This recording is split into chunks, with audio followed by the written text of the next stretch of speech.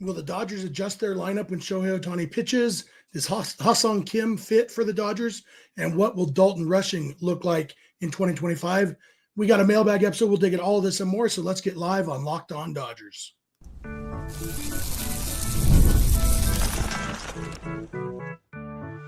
You are Locked On Dodgers, your daily Los Angeles Dodgers podcast. Part of the Locked On Podcast Network, your team every day.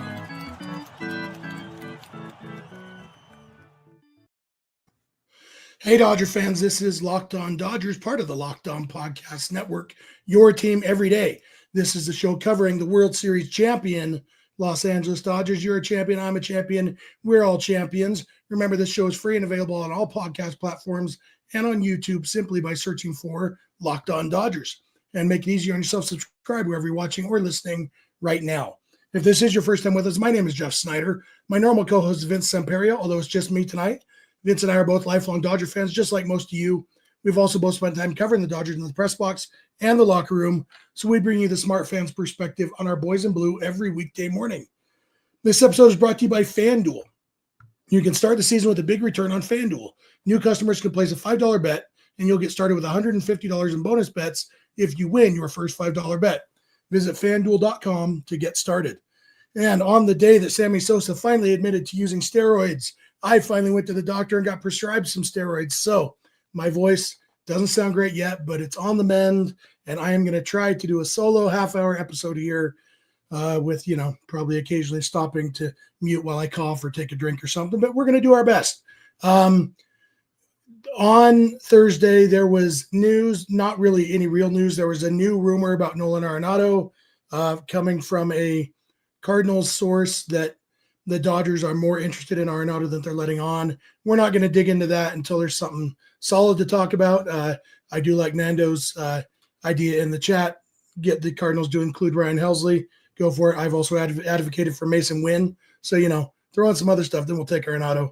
Other than that, no other Dodgers news. I guess Andre Lipsius officially signed a minor league contract with the White Sox. We got news of that a couple days ago. So, we've mentioned now both guys who are unlikely to play third base for the Dodgers in 2025, Nolan Arenado and Andre Lipsius. Andre, we hardly knew ye.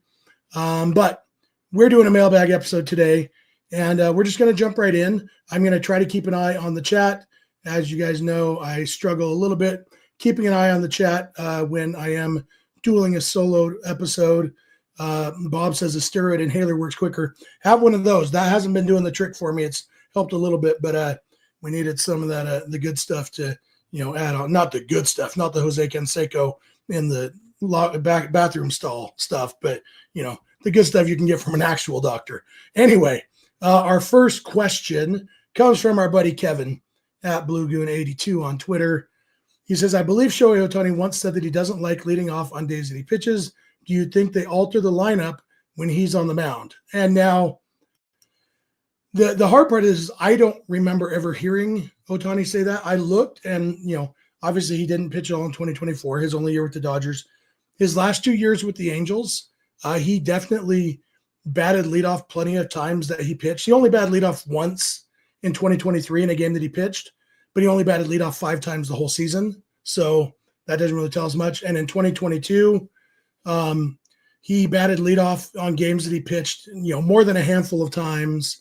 And leadoff was not his main batting position then. So I don't know if it was a preference thing.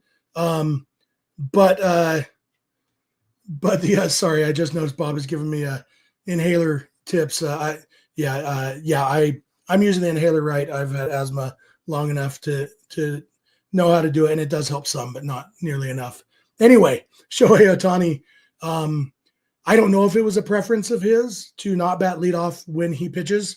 I asked Kevin, but I didn't ask him until too late, so I haven't heard back from him if he has a source on when Ohtani said that or if there was any reasoning behind it, because I can't think of any reason why he'd rather bat second or third or fourth on days he's pitching. And maybe just, I guess, if you're the home team and so you don't want to have to rush straight off the mound after the top of the first inning, then get your helmet on, maybe. I didn't actually pay much attention. I didn't think of that till just now. So I didn't pay attention to whether the Angels were at home or on the road when he batted leadoff in games that he pitched. But either way, I don't expect the Dodgers to play around with their lineup very much, at least not at the top. I think they're going to find something that works for them. I think if they had signed Juan Soto, they would have messed around with it, played with different things maybe in spring training to figure out who they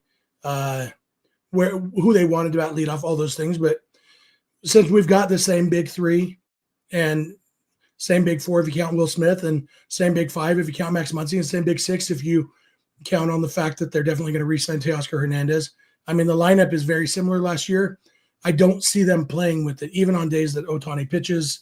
I think it's just a matter of, the only thing I could see would be potentially if it was a home game, and so he didn't want to be rushed after pitching the top of the first. But even then, maybe a home game and a left-hander on the mound, so they go Mookie leadoff and, just to switch things up. But, yeah, my guess would be that they're not going to mess with it because we saw there were plenty of arguments. Somebody could have, and many did, make a good argument for why Ohtani shouldn't have been batting leadoff last year in the postseason or late in the season once Mookie came back. There's all sorts of arguments you could make, and the fact is they never changed it up even then. And so I think there would have to be a pretty compelling reason to mix things up right now. Sorry, my browser's being weird. So I don't think that's going to happen. And we will just have to see. But I think they basically bought into the idea that, you're sacrificing some RBIs with Ohtani leading off because he is probably going to lead the team in home runs.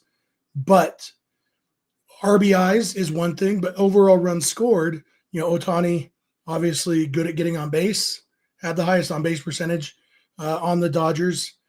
Freddie Freeman is pretty close. Ohtani has the speed. Whether he's stealing bases, I don't think he'll steal as many bases next year, but he's still fast, a good base runner. So, scoring on a Freddie Freeman double, or, getting to third on a Mookie Betts single, or scoring on a Mookie Betts double, all those things. Speed at leadoff spot isn't as big a deal as it was when I was a kid. That was the thing. You put your fastest guy at leadoff, and then he steals second base. The problem is a lot of those guys were Vince Coleman, who really, really good at stealing bases, not very good at getting on base. There was only one Ricky Anderson, maybe one and a half. Tim Raines was almost Ricky Anderson, basically Ricky Anderson without as much power. But guys like Vince Coleman, being fast didn't help as much because he didn't get on base enough. And so as teams have gotten smarter over the years, they focused a lot more these days on base percentage for a leadoff guy because I've said it before. The only thing that you're limited on in baseball is how many outs you get in a game. And the opposite of getting out is called on-base percentage. I think people would appreciate on-base percentage more if we used the inverse. Instead of saying he had a 400 on-base percentage, say he had a 600 getting out percentage, and say, who would you rather have batting leadoff, the guy with the 600 getting out percentage or the guy with the 700 getting out percentage? Guy gets out 60% of the time or 70% of the time? Then it's easy. I think people would appreciate on-base percentage more if we looked at it like that, because it really is the opposite of on-base percentage is getting out, and that's what you're limited on. So I think they've decided Ohtani, because he's the best on the team at getting on base, throw in the speed, boom, he is the ideal leadoff man, even though there will be some leadoff home runs. Ohtani only batted leadoff for about 100 games last year, and he almost drove in 100 runs from the leadoff spot. Like, he is going to get his RBIs, especially if Gavin Lux can hit from the 9 spot, all that stuff. And yeah, I think, circling back to Kevin's question, I don't think they are going to mess with the lineup because everybody seemed pretty comfortable where they were and pretty happy about where they were. So that's my answer on Shohei Ohtani. I'm going to come back in a minute. I'm going to answer a question about Ha-Seong Kim, former Padres shortstop who is currently a free agent. So thank you for making Locked On Dodgers your first listen every weekday morning, and please keep it Locked On Dodgers. This episode is brought to you by Rocket Money. Has Rocket Money ever helped you find subscriptions you forgot about and that you were paying for twice? It definitely has for me. I discovered when I moved to the Disney Plus bundle, so I got Disney Plus and Hulu and ESPN Plus all in one bundle. I discovered about a year later that switching to that bundle didn't automatically cancel my other separate Hulu and Disney Plus accounts. And so I was paying for both of those twice. And Rocket Money actually helped me track that down and helped me get my money back that I'd been paid that I shouldn't have for a year. Rocket Money is a personal finance app that helps you find and cancel your unwanted subscriptions, monitors your spending, and helps lower your bills so you can grow your savings. It brings everything together in one place, whether it's subscriptions, your spending habits, or even the goals you want to hit this year. Rocket Money has over 5 million users and has saved a total of $500 million in canceled subscriptions, saving members up to $740 a year when using all of the app's premium features. For me, like I said, one of the best ones was a subscription tracker because I used it to cancel the service I wasn't using, and it saved me that money. And I know there was another one. I can't remember what it was, but I was paying multiple times. So I've been able to automatically set aside money for the future with their goals feature. No more stressing about budgeting every month. So cancel your unwanted subscriptions and reach your financial goals faster with Rocket Money. Go to rocketmoney.com/lockedon today. That's rocketmoney.com/lockedon. rocketmoney.com/lockedon. This episode is also brought to you by Select Quote. So the World Series, Super Bowl, the Olympics, the world's top athletes get paid to play in these top-level sporting events thanks to one thing, teamwork.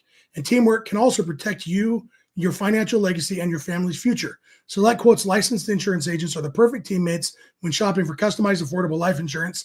They can find you the right policy to keep your financial legacy safely in your family's end zone. Select Quote is one of America's leading insurance brokers with nearly 40 years of experience, helping over 2 million customers find over $700 billion in coverage since 1985. Other life insurance brokers offer impersonal, one-size-fits-all policies that may cost you more and cover you less, while Select Quote's licensed insurance agents work for you to tailor a life insurance policy for your individual needs in as little as 15 minutes. These policies are more affordable than you might think. You could get coverage for up to $1 million for as little as $20 per month. Just head to selectquote.com and a licensed insurance agent will call you right away with the right policy for your life and your budget. Select Quote. They shop, you save. Get the right life insurance for you for less at selectquote.com/lockedon.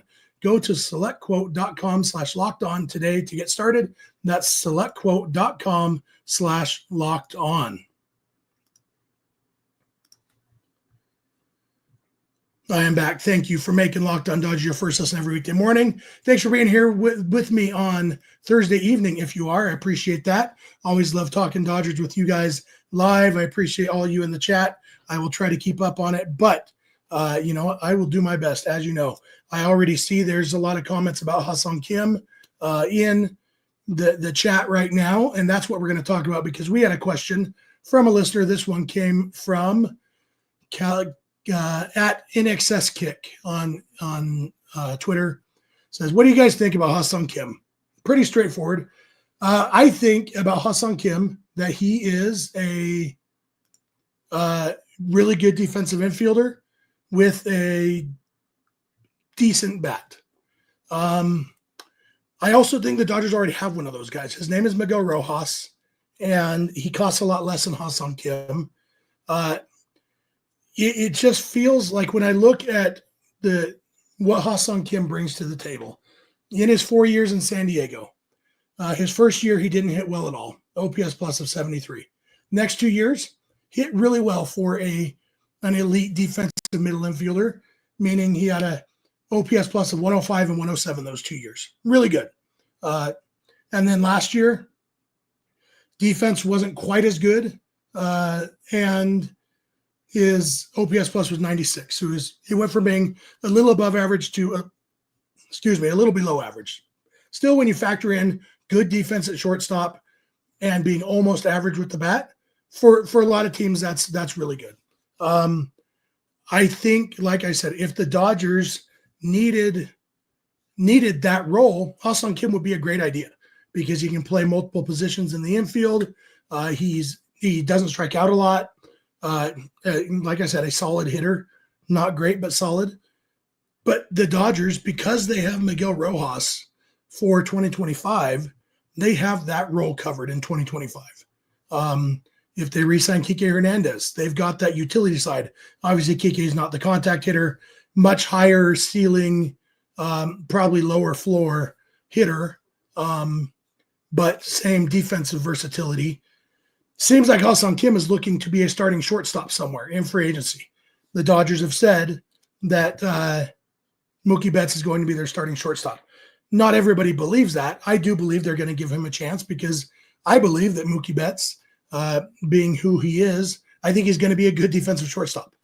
Maybe not a Gold Glover, but I think he's going to be plenty good to make him one of the most valuable shortstops in baseball when you factor in how good a hitter he is. And Ha-Seong Kim's highest imaginable ceiling is nowhere near Mookie Betts with the bat. That's just the bottom line. He will never be anywhere close to Mookie Betts as a hitter.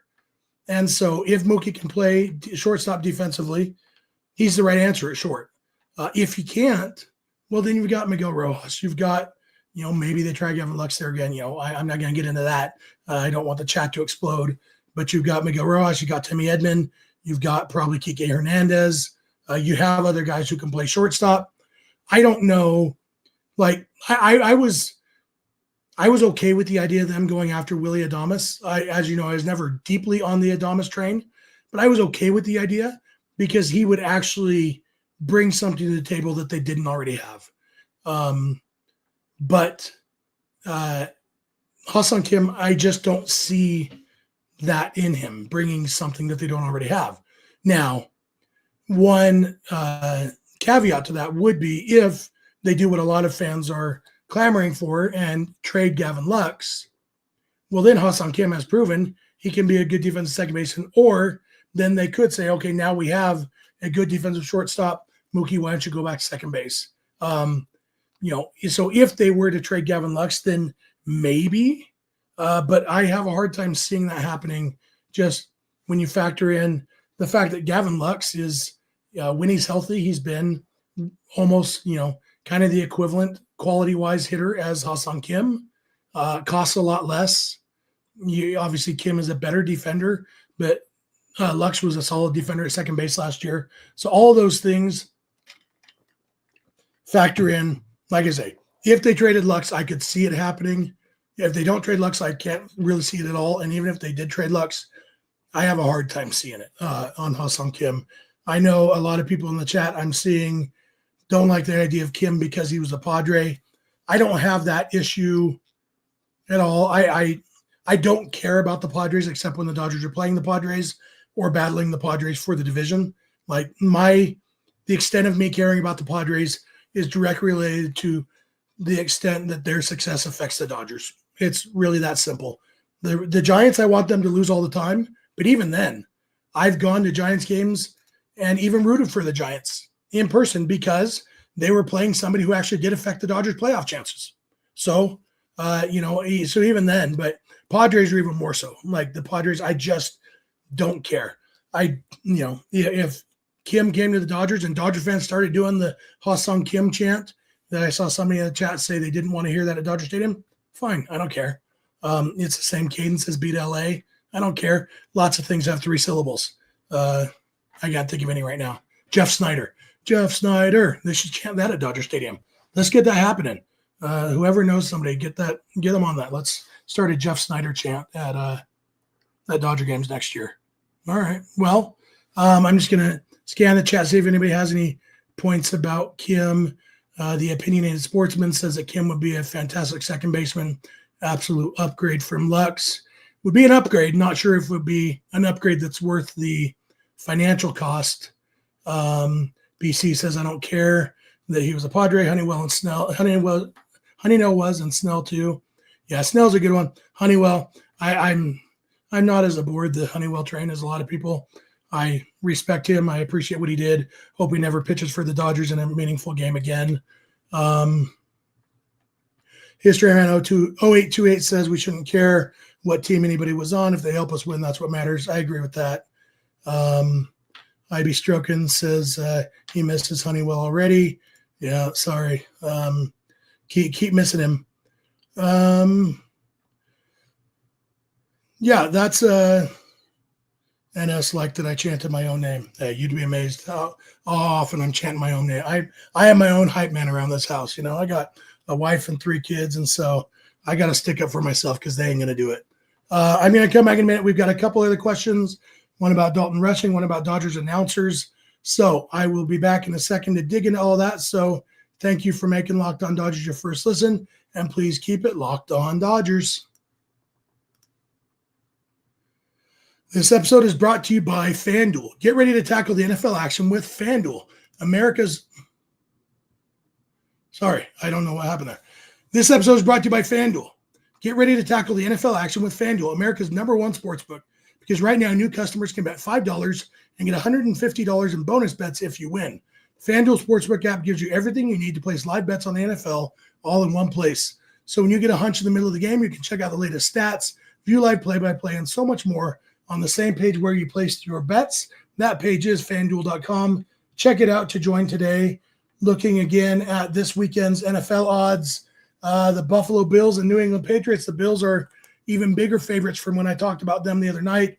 They're now at minus 1,200 to beat the Patriots. So if you're looking for a safe bet to put your $5 on to earn your $150 in bonus bets, I'd say the Bills over the Patriots is a decently safe bet this weekend. So check that out, and then you will get started with $150 in bonus bets when you win that first $5 bet. That's FanDuel.com. Never waste a hunch and make every moment more with FanDuel, an official sportsbook partner of the NFL. All right, I am back. I am going to pause for a second, take a drink, and cough a little bit. 1 second.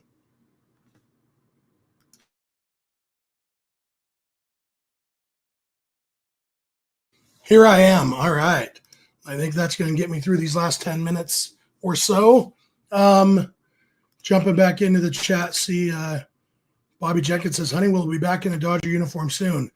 Oklahoma City no longer goes by the Dodgers, so I don't think you're right about that. He may be back in an Oklahoma City uniform, but until there are a lot of injuries, I don't see him back with the Dodgers just on account of him not being very good. All right. With that said, let's jump into our next question, which another one for our buddy Kevin says, Dalton Rushing seems like he's ready for a chance. If Teo is re-signed and with Will Smith extended, where does Rushing fit this year and in the future? That's a good question because Dalton Rushing is one of the Dodgers, probably the Dodgers' top prospect. He is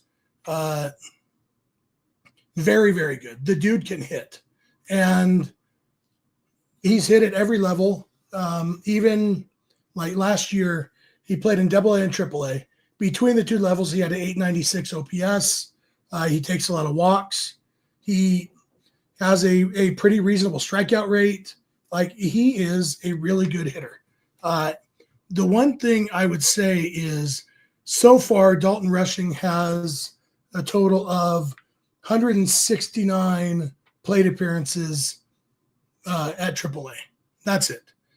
Doesn't mean he couldn't make the jump to the big leagues, but I do think with him not being on the 40-man roster yet, they're not going to be in any rush to put him on. I think in order to break camp with the Dodgers at the start of the season, being in the big leagues, he would have to have a really, really good spring training, which he might because he's really, really good.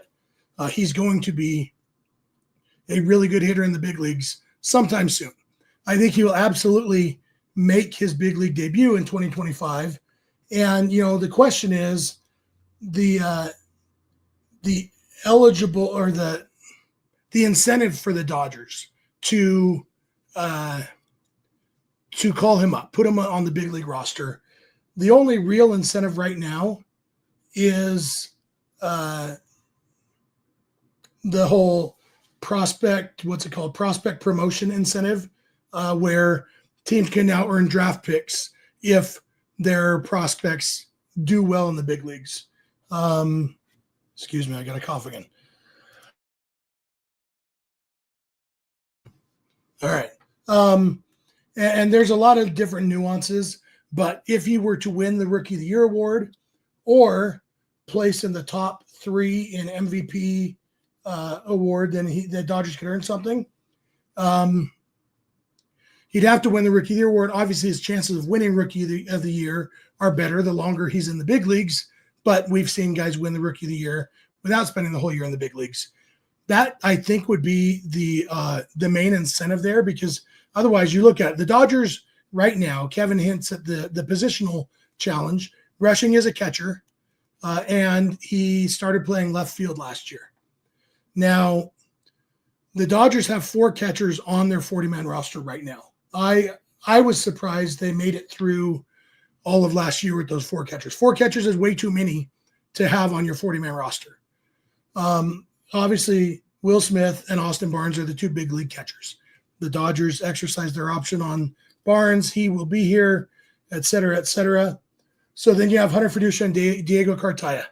Fiducia, I will be shocked if he's not traded this offseason or during spring training, just because he doesn't have a role. Diego Cartaya, I expect to be traded. I think, he is a guy who used to be a top prospect, has hit his struggles in the minor leagues, still has enough prospect shine that he's not just a nothing in a trade, but they're not going to get as much for him as they could have a couple of years ago. Mark in the chat says that Dalton Rushing is trade bait. I disagree, and maybe it's how you define trade bait. I don't think Rushing is untouchable. But I think the Dodgers would have to be blown away in a trade to trade Dalton Rushing. Trade bait to me implies here's a guy we're trying to trade. And I think that, Hunter Fiducia, Diego Cartaya, both of those guys, I think the Dodgers would be absolutely willing to trade today if the right trade came along. And that would open up, if they traded both of those guys, then Rushing could be your 3rd catcher on your 40-man roster, and maybe even your 3rd catcher in the big leagues, since he can play left field. I could see them doing a situation where, if they're comfortable with him in left field, say, okay, you're going to play 3 games a week in left field, and you're going to start 1 game a week at catcher. Get him 4 games a week. So it's like, it's not playing every day, but it's playing enough that it's not hindering his development, his progression as a prospect. And then he can kind of hit his way into more playing time. I feel like if he was to have a really good spring, that would probably be the approach they'd take. Obviously, if Teoscar Hernandez comes back, as I've said many times, I'm hoping he will be in right field, not left field. Leave left field open for Rushing, for Michael Conforto, for whoever else. I would like Teo to be the everyday right fielder, since he plays good defense in right field and he doesn't in left. That's my thought. Just checking out the Richard says Dalton Rushing, the present day version of Danny Duffy. They both actually, I don't know if Duffy hits left-handed. I know he throws left-handed, right? That's the only similarity I can think of. Rushing will definitely play for the Dodgers unless they get overwhelmed in a trade. But that's my Dalton Rushing thoughts. I think he's going to play in the big leagues in 2025. He'll maybe force the issue in spring training. If not, he'll have to wait for an injury probably. Last question, I think, comes from J Smith 0808 on Twitter. Longtime listener. Who are your top 3 current Dodgers announcers, and what makes each of them stand out? Thought about asking something different for the fan base. I like the Dodgers broadcast team. I saw a comment in the chat that I'm going to pop up on the screen just so I can strongly disagree with it. Where is it? There it is. EB. I think I disagreed with EB out loud yesterday too. Sorry, EB, nothing personal. Just stop being wrong. They should kick Joe Davis out as the announcer and make Steven Nelson full-time. Forget Joe Davis. I disagree. I love Steven Nelson. I'm a big Steven Nelson fan. I think Joe Davis is the best broadcaster, the best play-by-play guy in Major League Baseball right now. I think he's excellent, outstanding, both as a Dodgers broadcaster and as a national broadcaster. I think Joe is the voice, the poise, the calls. I can't think of a single thing that I don't like about Joe Davis as a broadcaster. There might be something. If I listen long enough, I might be able to pick one little nit, but nothing comes to mind. Steven Nelson, I like very, very much. I think that he is really coming into his own as a play-by-play guy. I think he does a lot of things really well. Great dude. I like Steven Nelson a lot, and I like that the Dodgers went more and more to him as the play-by-play guy on TV when Joe wasn't available and on the radio. No offense to anybody else. I like Steven Nelson in that role. Since Smitty asked about 3 people, I'm going to throw in Oral Hershiser. I think Oral is great. I think Oral has great chemistry, obviously, with Joe Davis. Oral was a hero of mine growing up. Joe and Oral played. If you're not an everyday or haven't been for years, maybe you haven't heard, but on my 40th birthday, which was now a long time ago, Joe and Oral played a part in that. My wife got me the opportunity to spend a game in the broadcast booth with Joe and Oral while they called the Dodgers Nationals game right after my 40th birthday. And Oral, like the fact that Oral Hershiser was involved in a birthday present for me after I grew up idolizing him was really cool. And I think he's really good at his job. There are others who I think are less good. There are some Dodgers broadcasters, some of the substitute color commentators. If it was up to me, I would vote anytime that Oral's not available. I would want Dontrell Willis in there because I think Dontrell brings a different point of view. Like, even though he's a former player, just like Oral is, just like Eric Karros is, just, all these guys, Dontrell, his love of baseball just comes through. I always think back, I think it was Max Muncy's walk-off grand slam against the Phillies 2 years ago. I didn't hear this call live because I was at the game, but watching it later, and you can just hear Dontrell giggling in the background as the ball cleared the wall. Like, I love how much Dontrell loves baseball, so I really like that. So he would be my vote anytime Oral's not available to be the color commentator on TV. So basically that would be if it was up to me, we would just have those 4 guys, Joe or Steven Nelson, Joe Davis or Steven Nelson on play-by-play, Oral Hershiser or Dontrell Willis on color commentator, and then, on the radio, whoever's there. I do enjoy listening on the radio sometimes, but those are my thoughts. I'd be interested to hear all of your thoughts. Richard says Joe Davis has become a part-time Dodger announcer. Well, I mean, he was kind of always a part-time Dodger announcer because when he first started, he was just doing the games that Vin wasn't doing. And then Joe was always a Fox announcer. He was doing Fox games before he started doing the Dodgers. Obviously, since he took over the main role with Fox, he's doing a couple fewer, but he's still, he's still doing a lot of Dodger games, and I enjoy him a lot. Richard can't stand Joe Buck. And I there's things I don't like about Joe Buck. I think Joe Davis is much better than Joe Buck. Mostly, but I think Joe Buck has a good voice and is good at his job. My favorite thing about Joe Davis is that he doesn't have a set home run call. Every home run sounds different, and I like that. I don't like set home run calls, but that's probably just a personal preference.